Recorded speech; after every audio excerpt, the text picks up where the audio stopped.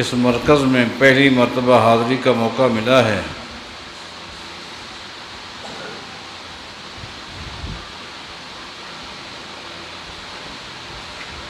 بڑی خوشی ہوئی ہے۔ میری دعا ہے اللہ تعالیٰ اس مرکز کو تا قیامت آباد فرمائے۔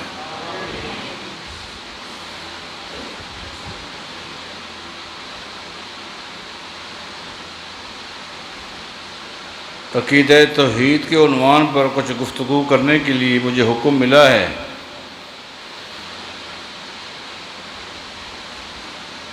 میں نے قرآن کریم کے چند الفاظ تلاوت کیے ہیں جس میں اللہ تعالیٰ کا ارشاد ہے لیس لک من الامر شیء او یتوب علیہم او یعذبہم فانہم ظالمون۔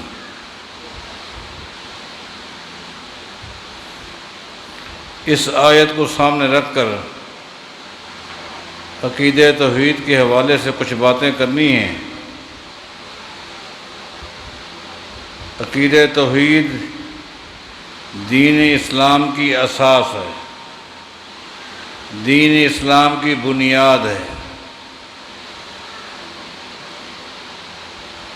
تمام تر اعمال کی قبولیت کا دار و مدار عقیدہ توحید پر ہے۔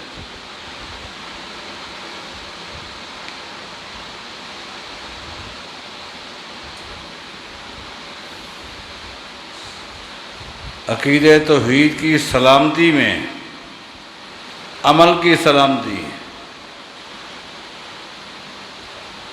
عقیدہ توحید سلامت نہیں ہے، اس میں خراش ہے، اس میں دراڑیں ہیں، تو پھر عمل کی قبولیت کی امید نہ رکھیں۔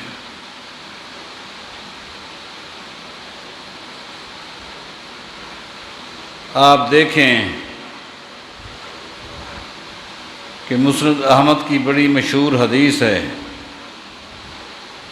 سیدنا عمرو بن عاص رضی اللہ تعالیٰ عنہ نبی علیہ السلام کے پاس آئے ہوئے ہیں۔ آ کر عرض کرتے ہیں اے اللہ کے رسول صلی اللہ علیہ وسلم، آپ کے علم میں ہے کہ میرے والد کا انتقال ہو گیا ہے۔ والد نے مرنے سے پہلے ایک وصیت کی تھی، وہ وصیت یہ ہے کہ جب میں مر جاؤں میری طرف سے 100 غلام آزاد کر دینا۔ دین اسلام میں غلام کو آزاد کرنے کی بڑی فضیلت ہے۔ غلام سے مراد زر خرید غلام، جس کا اس وقت تصور نہیں ہے۔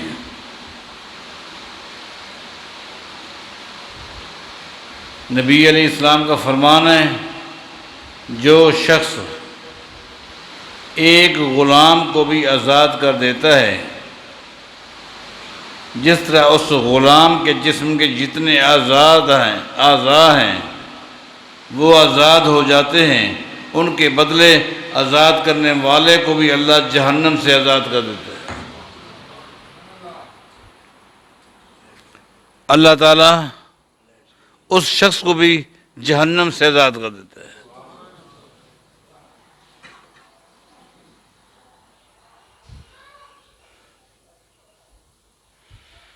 بلکہ ایک صحابی کے بارے آتا ہے کہ وہ حج کرنے کے لیے گئے، ان کے پاس اس وقت 100 غلام تھے، 100 غلام تھے۔ اپنے غلاموں سے کہتے ہیں کہ تم بھی چلو، میں تمہیں بھی حج کرواتا ہوں۔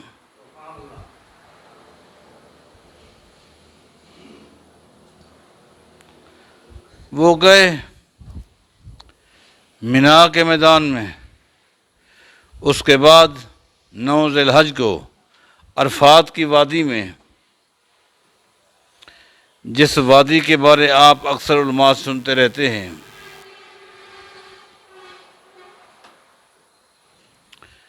کہ پورے سال کبھی بھی شیطان کو اتنا تکلیف نہیں پہنچتی، وہ اتنا نہیں روتا جتنا 9 ذی الحج کو عرفات کی وادی میں یہ دیکھ کر کہ لاکھوں کی تعداد میں لوگ آئے ہوئے ہیں، معافی مانگ رہے ہیں، اللہ ان کو معاف کر رہا ہے، تو وہ رونے لگ جاتا ہے کہ میں نے محنت کی ان کو گمراہ کرنے کے لیے، بے دین کرنے کے لیے، اپنا ساتھی بنانے کے لیے، انہوں نے آج معافی مانگی، اللہ نے ان کو معاف کر دیا، اپنے سر میں مٹی ڈالتا ہے۔ آج حج کرنے کے لیے گئے ہوئے ہیں کون؟ مالک بن حویرث رضی اللہ تعالیٰ عنہ، 100 غلام ساتھ ہیں۔ جب اس وادی میں پہنچتے ہیں، عرفات کی وادی میں، تو مالک بن حویرث رضی اللہ تعالیٰ عنہ اپنے غلاموں سے کہتے ہیں لائن بنا کر کھڑے ہو جاؤ۔ سارے غلام لائن بنا کر کھڑے ہو جاتے ہیں۔ مالک بن حویرث اللہ سے کہتا ہے اللہ یہ سارے میرے غلام ہیں، یہ سارے میرے غلام ہیں، ان سب کو میں نے خرید کیا ہے، آج تیری رضا کے لیے میں ان تمام غلاموں کو آزاد کرتا ہوں۔ اے اللہ آگے کیا کہتے ہیں؟ اے اللہ میں تیرا غلام ہوں، تو بھی اپنے غلام کو جہنم سے آزاد کر دے۔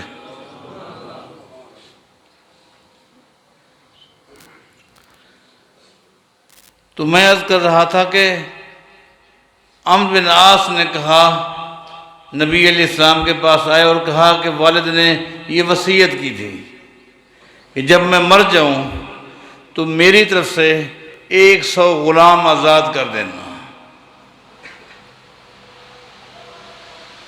نبی علیہ السلام فرماتے ہیں پھر کیا کیا؟ عمرو کہتے ہیں میرے بھائی ہشام نے اپنے حصے کے 50 غلام آزاد کر دیے، میرے حصے کے 50 غلام باقی ہیں، کیونکہ میں آپ کا کلمہ پڑھ چکا ہوں، اب میں کوئی بھی کام کروں گا آپ سے پوچھ کے کروں گا۔ اسلام اسی چیز کا نام ہے، کلمہ پڑھنے والے پر لازم ہے کوئی بھی کام کرے، کوئی بھی کام، چھوٹا بڑا، خوشی غمی، عبادات، کوئی بھی کام کرے اس کام سے پہلے اس کی اپروول لے۔ اپروول کس سے لے؟ عالم سے نہیں، محدث سے، حکمرانوں سے، وڈیروں سے، پیروں سے، مولویوں سے نہیں۔ اپروول کا حق اللہ نے ایک ہستی کو دیا ہے جس کا نام امام الانبیاء، اکرم الانبیاء، خاتم الانبیاء محمد الرسول اللہ صلی اللہ علیہ وسلم۔ آپ سے یاد، آپ کی بتائی ہوئی شریعت کے آگے اپنے مسئلے کو پیش کریں، بات اوکے ہو تو ٹھیک ہے ورنہ رک جائیں۔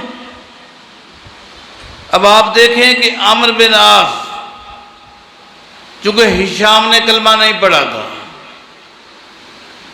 عمرو نے کلمہ پڑھا تھا، عاص جو ہی مرا ہشام نے 50 غلام آزاد کر دیے۔ عمرو نبی علیہ السلام کے پاس آئے ہوئے ہیں، میرے لیے کیا حکم ہے؟ نبی علیہ السلام نے کیا فرمایا؟ فرمایا کہ اما ابو کا فلو کان اقر بالتوحید ثم تکتم عنہ او تصدقتم عنہ او حججتم عنہ بلغہ ذالک وفی روایت نفعہ ذالک۔ عمرو تیرا باپ توحید سے محروم تھا، تیرا باپ توحید جیسی نعمت سے محروم تھا، اگر تیرے باپ کے پاس توحید ہوتی پھر تو اپنے باپ کی طرف سے غلام آزاد کرتا یا حج کرتا یا صدقہ خیرات کرتا، اس کو فائدہ ہوتا۔ اب کوئی فائدہ نہیں، کوئی فائدہ نہیں۔ آپ غور کریں کہ توحید کتنی بڑی نعمت ہے، کوئی فائدہ نہیں، فرمایا کوئی فائدہ نہیں، غلام آزاد کر یا نہ کر برابر ہے، فائدہ نہیں۔ عمل کی قبولیت کے لیے اول شرط جو ہے وہ توحید ہے۔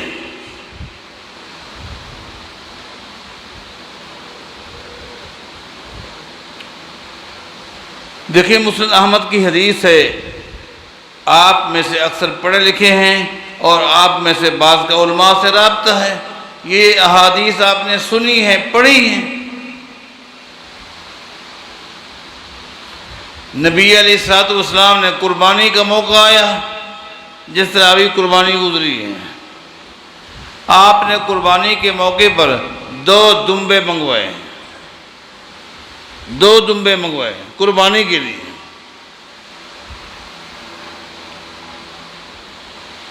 اس میں سے پہلے دمبے کو چت لٹایا، قبلہ رخ کیا، ذبح کرنے سے پہلے کیا کہا؟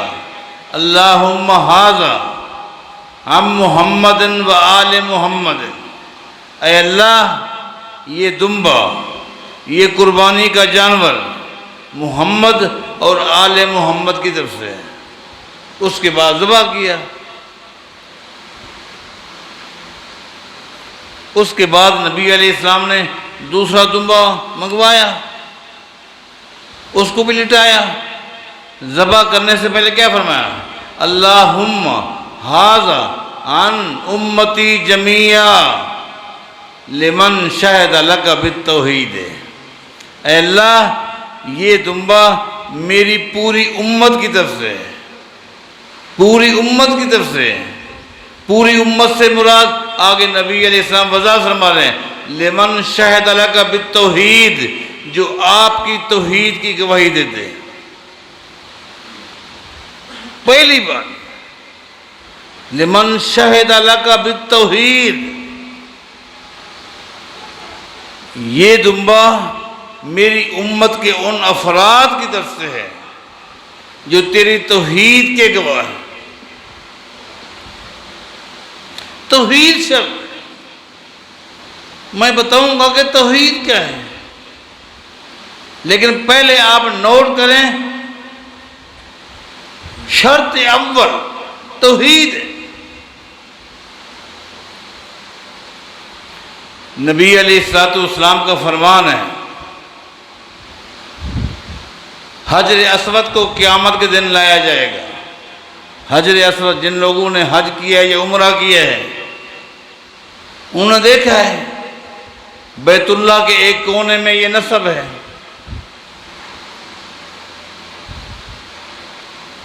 نبی علیہ السلام فرماتے ہیں اس حجر اسود کو قیامت کے میدان میں لایا جائے گا۔ جب قیامت کے میدان میں اس کو لایا جائے گا، اس کا وجود احد پہاڑ کے برابر ہوگا۔ احد پہاڑ بھی آپ نے دیکھا، احد پہاڑ کے یہ برابر ہوگا، اس کو لایا جائے گا۔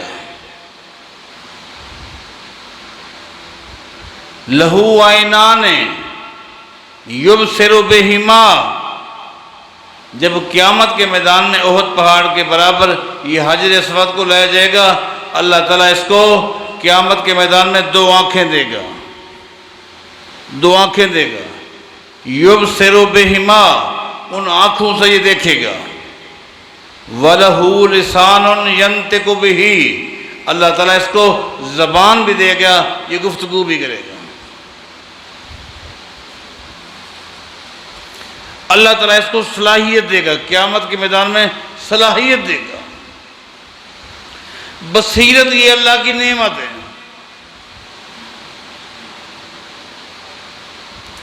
اللہ تعالیٰ جس کو جس چیز کی صلاحیت دے دے، حق و باطل کے درمیان تمیز کی صلاحیت، دوست اور دشمن کی پہچان کی صلاحیت،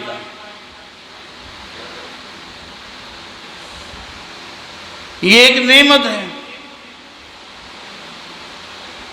اس میں عقل کو دوڑانے کی ضرورت نہیں ہے، عقل نہیں مانتی، نہیں مانتی نہ مان۔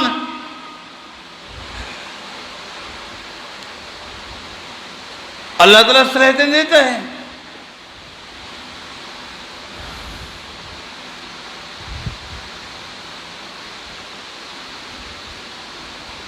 تمام مذاہب کا اس بات پر اتفاق ہے، قرب قیامت جب دجال آئے گا اس کے ساتھ یہودی آئیں گے، پھر عیسیٰ علیہ السلام کی آمد ہوگی. اس وقت کیا ہوگا؟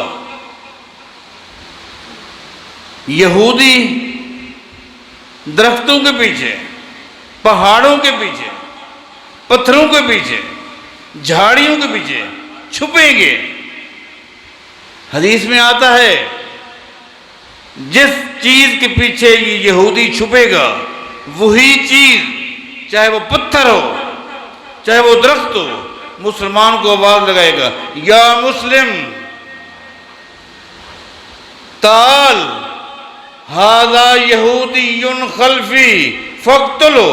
وہ مسلمان میرے پیچھے یہودی چھپا ہوا ہے، آ اس کو مار دے. ان جانوروں کو صلاحیت کون دے گا؟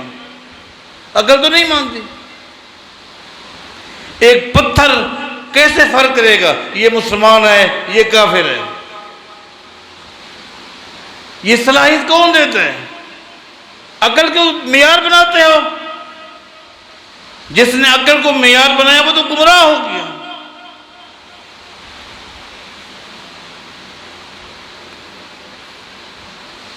ابو داؤد کی حدیث ہے،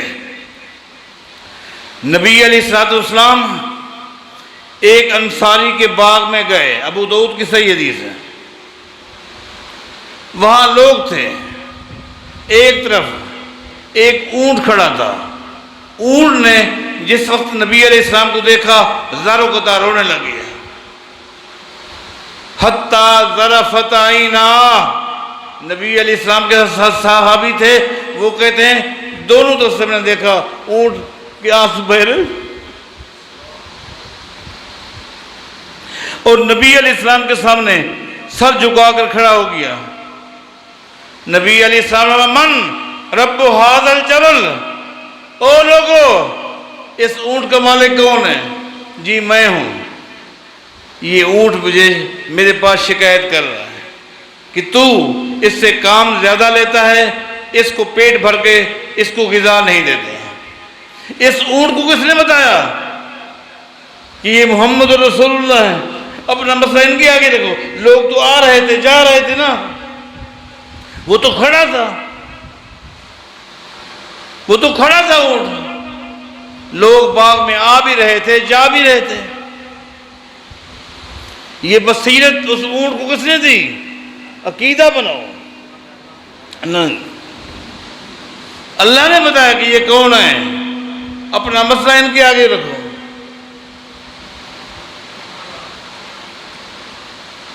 صحیح بخاری کی حدیث ہے کہ نبی علیہ الصلوۃ والسلام مسجد نبوی میں کھجور کے ایک خشک تنے کا سہارا لے کر خطبہ دیا کرتے تھے. خشک کھجور کا تنا تھا، اس کا سہارا لے کر آپ ممبر پہ خطبہ دیا کرتے تھے. آپ کے لیے ممبر بن گیا. جس دن ممبر بن گیا نبی علیہ السلام ممبر پہ آئے اور کھجور کے خشک تنے کو سائڈ پہ رکھا گیا تو صحیح بخاری کی حدیث سے ایک دم وہ خشک کھجور کا تنا رونے لگ گیا. صحیح بخاری کی حدیث ہے، صحابہ کہتے ہیں ہم نے اس کو اس طرح روتے ہوئے دیکھا جس طرح گائے کا بچہ اپنی ماں سے جدا ہو جاتا ہے تو ماں کو تلاش کرنے کے لیے آوازیں نکالتا ہے، روتا ہے، اسی طرح خشک تنا رونے لگی. نبی کی جدائی برداشت نہیں کر سکا. اس خشک تنے کو کس نے بتایا؟ کس نے بتایا کہ یہ کائنات کے امام محمد رسول اللہ؟ نبی علیہ السلام ممبر سے اترے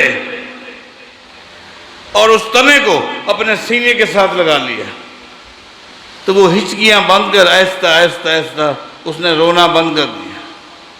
نبی علیہ السلام نے فرمایا لوگو اگر میں اتر کر اس کو سینے کے ساتھ نہ لگاتا یہ قیامت تک روتا رہتا۔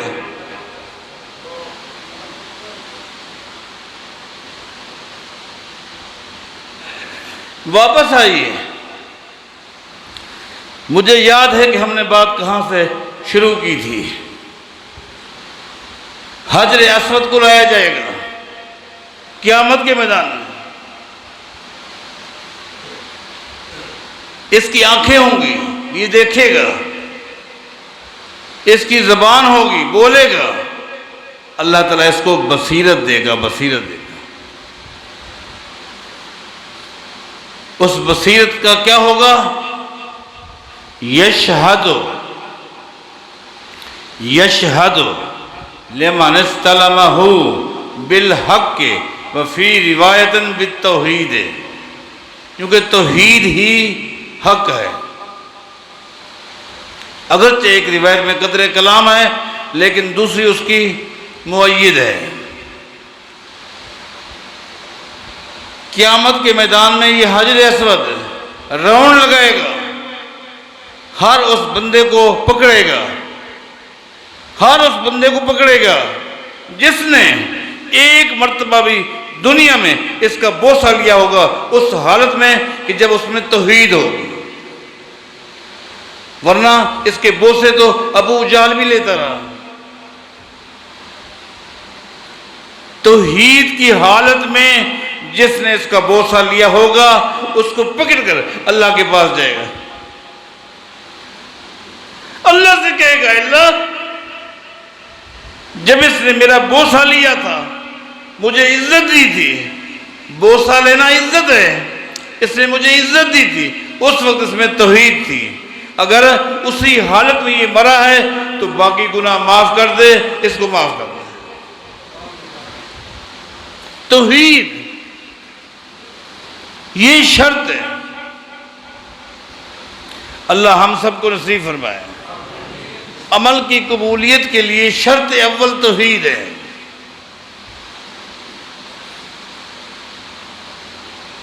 اب آپ غور کریں کہ توحید کیا ہے؟ توحید کیا ہے؟ بڑے آسان الفاظ میں، بیٹا بیٹھ جاؤ، بیٹا تو اپنے ابو کو بھی ڈسٹرب نہ کر۔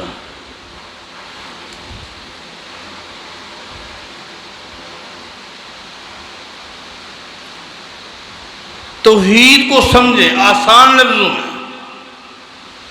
صحیح بخاری کی حدیث ہے، ایک دن سید عائشہ رضی اللہ تعالیٰ عنہ نے نبی علیہ السلام سے اپنے خاندان کے گزرے ہوئے ایک شخص کے متعلق پوچھا جس کا نام عبداللہ بن جدعان تھا۔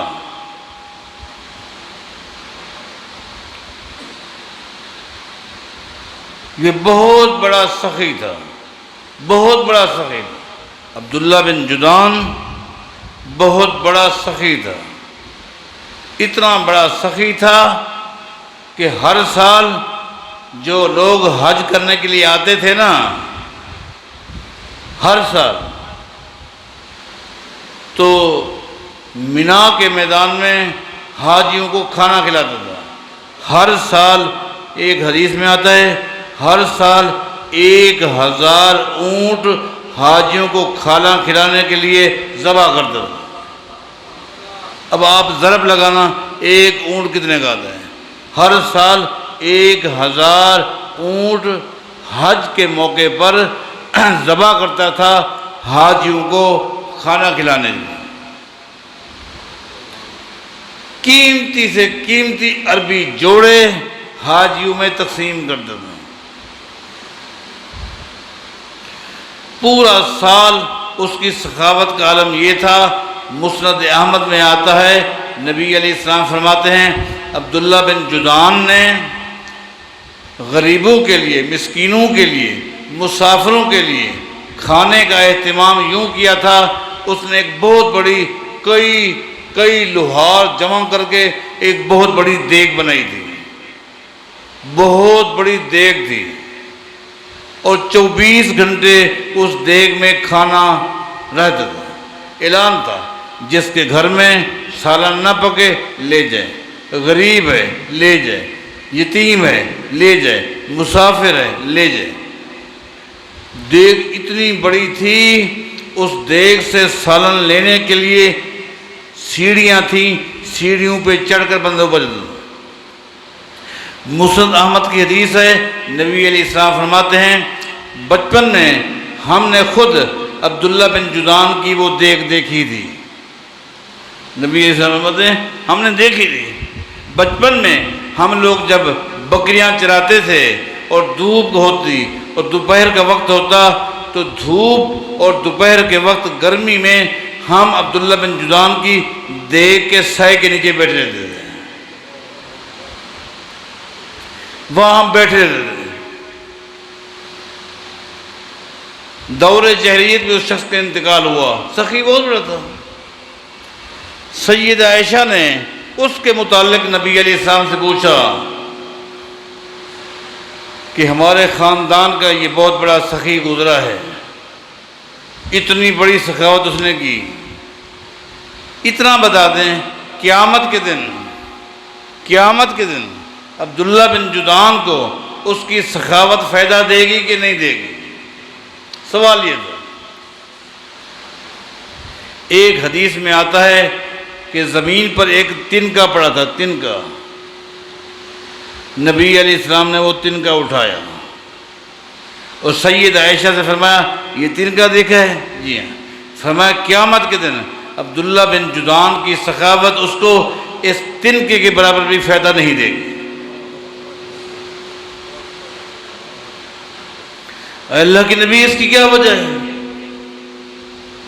میں نے تو سنا ہے عبداللہ بن جدعان نیک آدمی تھا، نہ وہ زانی تھا، نہ وہ چور تھا، نہ وہ ڈاکو تھا، وہ تو غریبوں کا ہمدرد تھا، مظلوموں کے ساتھ ہمدردیاں کرتا تھا۔ اس کے بارے آج تک کسی نے نہیں کہا اس نے زنا کیا، یہ چوریاں کی، یہ ڈاکو تھا، یہ قاتل تھا۔ ایسا کیوں ہے؟ نبی علیہ السلام نے کیا فرمایا؟ نبی علیہ السلام نے فرمایا آپ کی ساری باتیں صحیح ہیں۔ عبداللہ بن جدعان کا جو عقیدہ اللہ کے بارے تھا وہی عقیدہ اللہ کی مخلوق کے بارے تھا۔ مثلا اس کا یہ عقیدہ تھا بندہ جہاں بھی کھڑا ہو، جس حالت میں ہو، جہاں بھی ہو، اللہ کو آواز دے، اللہ سنتا بھی ہے، قبول کرتا ہے۔ اور یہی عقیدہ لات کے بارے، منات کے بارے، عزا کے بارے تھا کہ ان کو بھی جو شخص جہاں سے آواز لگائے وہ بھی سن لیتے ہیں، مدد کرتے ہیں۔ آپ سمجھ رہے ہیں؟ جو عقیدہ اللہ کے بارے تھا وہ ہر ایک ہی سنتا ہے، ہر وقت سنتا ہے۔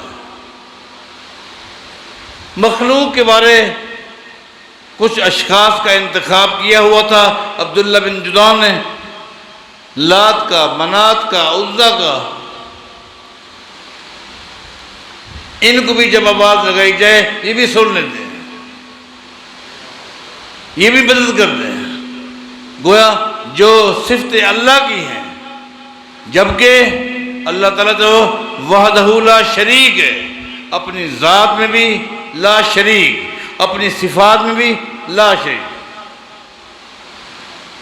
توحید یہ ہے اللہ تعالیٰ کی جتنی بھی صفات ہیں، اللہ تعالیٰ کی جتنی بھی صفات ہیں، کسی ایک صفت میں بھی کوئی شریک نہیں، نہ کوئی فرشتہ شریک ہے، نہ کوئی نبی شریک ہے۔ وحدہ لا شریک کا معنی تو یہی بنتا ہے، کوئی شریک نہیں۔ اللہ کی کسی ایک صفت میں بھی کوئی ایک فرشتہ بھی شریک نہیں، کوئی ایک نبی بھی شریک نہیں۔ جب نبی شریک نہیں ہے تو ولی تو بعد کے لوگ ہیں، بزرگ تو بعد کے ہیں، اولیاء اللہ یہ تو بعد کی ہستی ہیں۔ جب نبی شریک نہیں اور کون شریک؟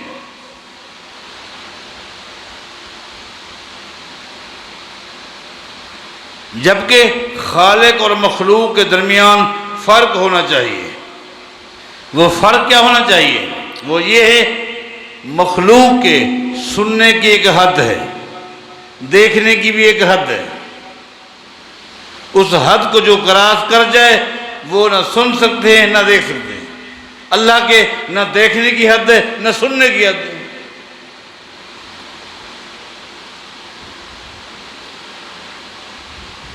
فرق ہونا چاہیے، فرق ہونا چاہیے۔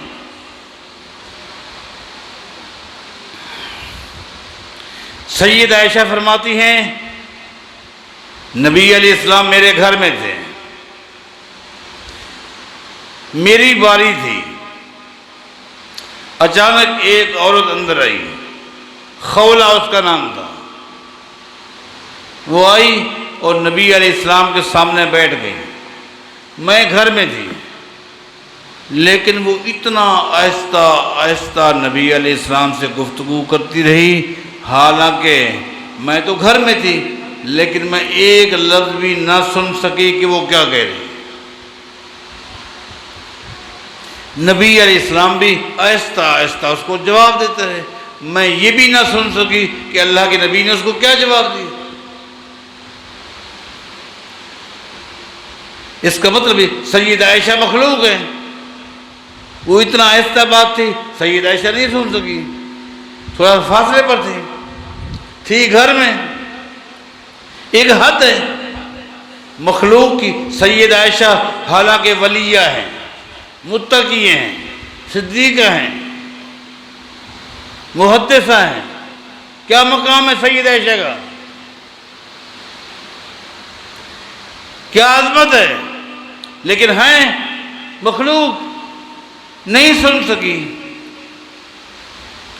سید عائشہ کہتی ہیں نہ میں خولہ کا کوئی لفظ سن سکی، نہ نبی علیہ السلام کی کوئی بات سن سکی۔ یہ تو بعد میں پتا چلا کہ وہ اپنے خامند کا مسئلہ لے کر آئی ہوئی تھی۔ اس کے خامند نے غصے میں آ کر کہہ دیا، انت علیہ کظہر امی، آج کے بعد تیرا وجود میرے لیے ایسے ہے جیسے میری ماں ہو۔ شروع اسلام میں جب کوئی اپنی بیوی کو یہ کہہ دیتا تو ہمیشہ کے لیے جدائی ہو جاتی۔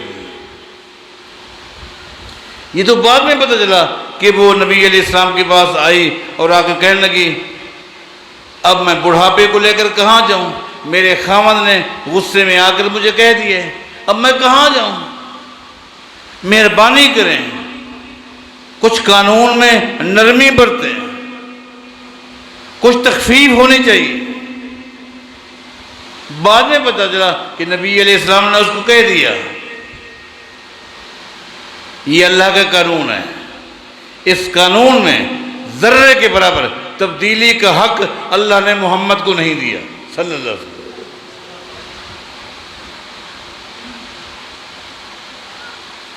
آپ جائیں، یہ تو بعد میں پتہ چلا، بس میں نے تو یہی دیکھا، وہ بیچاری خولہ باتیں کرتے کرتے آخرکار اٹھ کے چلی گئی۔ جب باہر گئی ایک دم نبی علیہ السلام نے مجھے بلایا، عائشہ جاؤ، دروازہ کراس کر کے خولہ جا رہی ہے، اس کو واپس لے آؤ، اس کے حق میں اللہ نے قرآن نازل کر دیے۔ اور اللہ تعالیٰ نے کیا فرمایا، قد سمع اللہ قول التی تجادلک فی زوجها وتشتکی الی اللہ واللہ یسمع تحاورکما۔ سید عائشہ اس گھر میں بیٹھی تھی، نہیں سن سکی خولہ نے کیا کہا، نبی علیہ السلام نے کیا جواب دیا، نہیں سن سکی۔ اللہ کیا فرماتا ہے، واللہ یسمع تحاورکما، اے نبی ابھی خولہ کے ساتھ جو آپ گفتگو کر رہے تھے نا، میں تم دونوں کی باتوں کو سن رہا تھا۔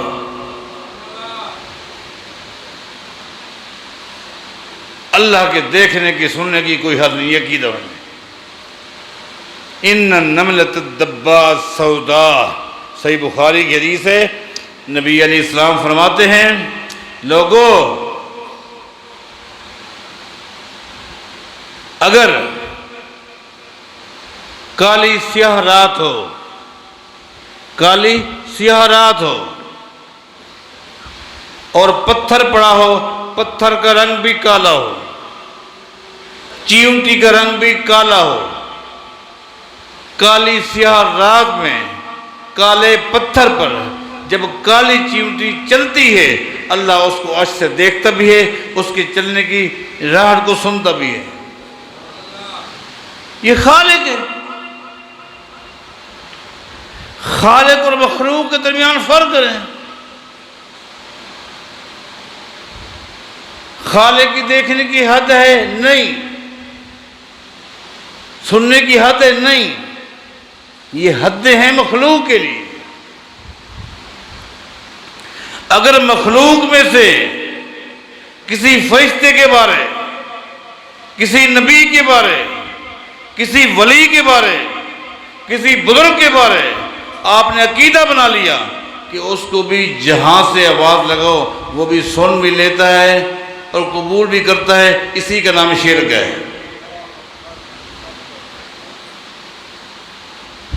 یہ صفت تو اللہ کی ہے، یہ صفت تو اللہ کی ہے، اور اللہ کی کسی ایک صفت میں بھی کوئی شریک نہیں ہے۔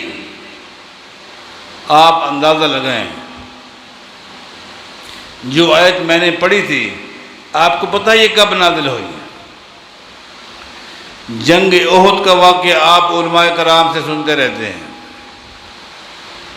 جنگ احد میں مکے کے 3 کافر ایسے بھی تھے جن کا ٹارگٹ اور کوئی چیز نہیں تھی سوائے محمد رسول اللہ کے صلی اللہ علیہ وسلم۔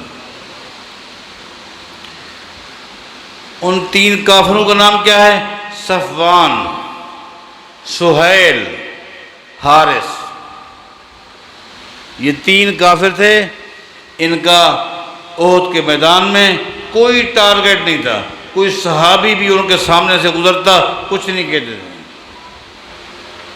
ان کا ٹارگٹ صرف کائنات کے امام محمد رسول اللہ صلی اللہ علیہ وسلم۔ بار بار کود کود کر اللہ کے نبی پر حملہ کرتے تھے، جہاں سے موقع ملتا آتے، حتیٰ کہ موقع ملا ایک مرتبہ انہوں نے اللہ کے نبی کو زخمی بھی کر دیا۔ صحیح بخاری میں آتا ہے آپ کے ماتھے سے خون بھی بہہ رہا۔ آپ نے تینوں کو غور سے دیکھا کہ ان کا نشانہ میں محمد ہوں صلی اللہ علیہ وسلم۔ جب جنگ ختم ہو گئی، جب جنگ ختم ہو گئی تو نبی علیہ الصلوۃ والسلام نے فرمایا صحابہ کرام کو، ان تینوں نے اپنی آخرت برباد کر ہی دی۔ جنہوں نے پیغمبر کو معاف نہیں کیا، پیغمبر کو زخمی کر کے رکھ دیا، جن کا ٹارگٹ کائنات کے امام محمد رسول اللہ ہیں،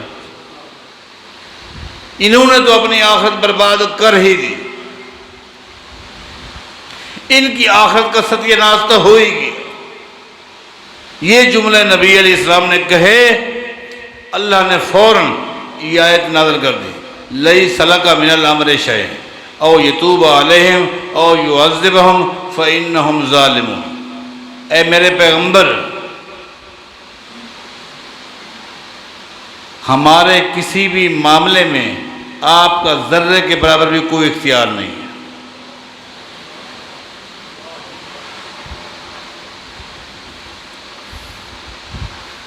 ہمارے کسی بھی اختیار میں، ہمارے کسی بھی اختیار آپ کا کوئی حق نہیں ہے۔ میں یہاں رک کر پوچھتا ہوں، اگر اللہ تعالیٰ کے اختیارات میں امام الانبیاء، اکرم الانبیاء، خاتم الانبیاء محمد الرسول اللہ صلی اللہ علیہ وسلم کا بھی حق نہیں ہے تو میرے پیغمبر کے بعد وہ کون سی ہستی ہے جن کا حق ہے؟ کوئی ہے؟ کسی ایک کا نام بتاؤ جو عظمت میں، مقام میں، شان میں محمد مصطفیٰ سے بڑھ کر ہو۔ اللہ نے فرمایا لیس لک من الامر شیء او یتوب علیہم او یعذبہم فانہم ظالمون۔ ہمارے معاملات میں آپ کا کوئی اختیار نہیں، یہ ہمارا معاملہ ہے۔ اور یہی بات اللہ نے واضح کر دی اپنی مخلوق کے سامنے کہ جس وقت مکہ فتح ہوا، جس کو فتح مکہ بولتے ہیں، فتح مکہ کے موقع پر لوگوں نے ان تینوں کو دیکھا، پیغمبر کے سامنے بیٹھے تھے اور کلمہ پڑھ رہے تھے۔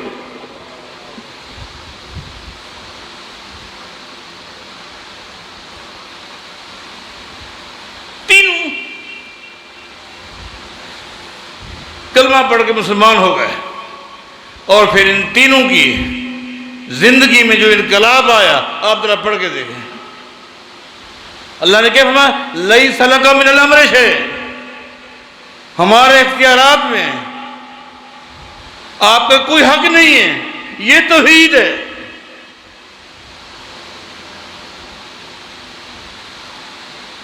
میں آپ سے پوچھتا ہوں، اولاد دینا نہ دینا یہ کس کے اختیار میں؟ پھر اللہ کے اختیار میں کوئی اور شریک ہے؟ اگر کسی بندے کا یہ عقیدہ بن جائے کہ اللہ تعالیٰ کے جتنے بھی اختیارات ہیں ان میں کوئی بھی ذرے کے برابر شریک نہیں ہے، تو کیا اولاد کے لیے اللہ کے علاوہ کسی اور سے ہاتھ اٹھائے گا؟ نہیں اٹھے۔ سوال،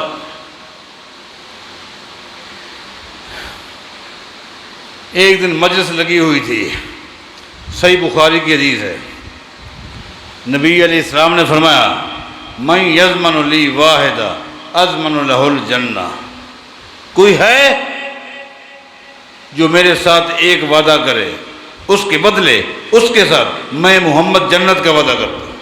ایک دم ابو ذر غفاری کھڑے ہو گئے۔ بات جنت کی تھی، سودا سستا تھا، سودا سستا تھا، بات جنت کی تھی، ایک دم کھڑے ہو گئے، ایک دم کھڑے ہو گئے، میں حاضر ہوں، کس چیز کی ضمانت دوں، کیا وعدہ کروں؟ نبی علیہ السلام نے فرمایا لا تسأل الناس شیئا، ابو ذر بس ایک ہی وعدہ کر لے، ایک ہی، جتنا بھی زندگی باقی ہے، اس زندگی میں بہت سارے موڑ آئیں گے، مسائل آئیں گے، تکلیفیں آئیں گی، پریشانیاں آئیں گی، اولاد کا مسئلہ آ سکتا ہے، مالی مسئلہ آ سکتا ہے، صحت کا مسئلہ آ سکتا ہے، لیکن سن لے ایک اللہ کے علاوہ کسی اور کے آگے ہاتھ نہیں پھیلانا، یہ وعدہ تو کر، جنت کا وعدہ میں کرتا ہوں۔ یہ توحید ہے، یہ ہے توحید۔ میں وقت کی پابندی کا بہت قائل ہوں، 1:15 کا ٹائم تھا، لیکن چونکہ خطبہ تھوڑا سا لیٹ ہوا، اسی لیٹ کی وجہ سے 1:30 کا ٹائم ہو گیا ہے۔ یہ توحید کی چند باتیں تھیں جو میں نے آپ کو سنائی ہیں۔ اللہ تعالی ہمیں توحید کی دولت سے مالا مال فرما دے اور شرک سے محفوظ فرما دے۔ اقول قولی ھذا وآخر دعوانا الحمد للہ رب العالمین۔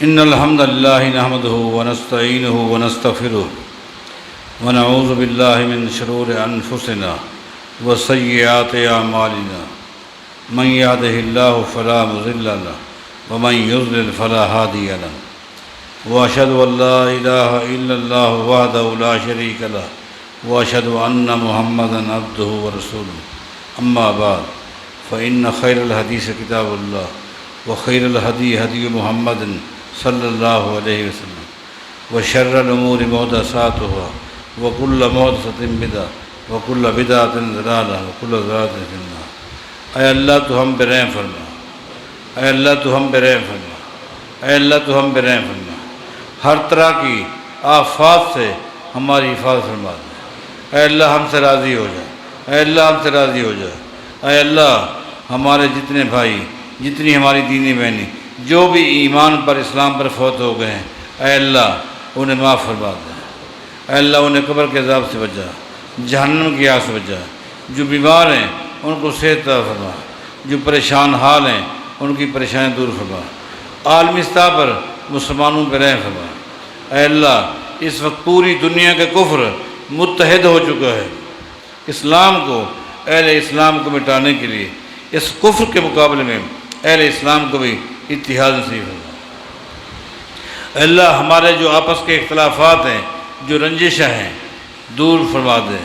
اے اللہ رحم فرما، اے اللہ ہم سب کو ایک کر دے اور نیک کر دے، اتحاد والی، محبت والی، پیار والی، الفت والی زندگی نصیب فرما۔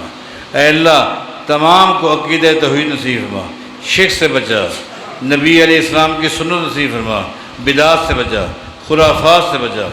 اے اللہ اخلاص نصیب فرما، اے اللہ اخلاص نصیب فرما۔ اقول قولی ھذا والحمد للہ رب العالمین۔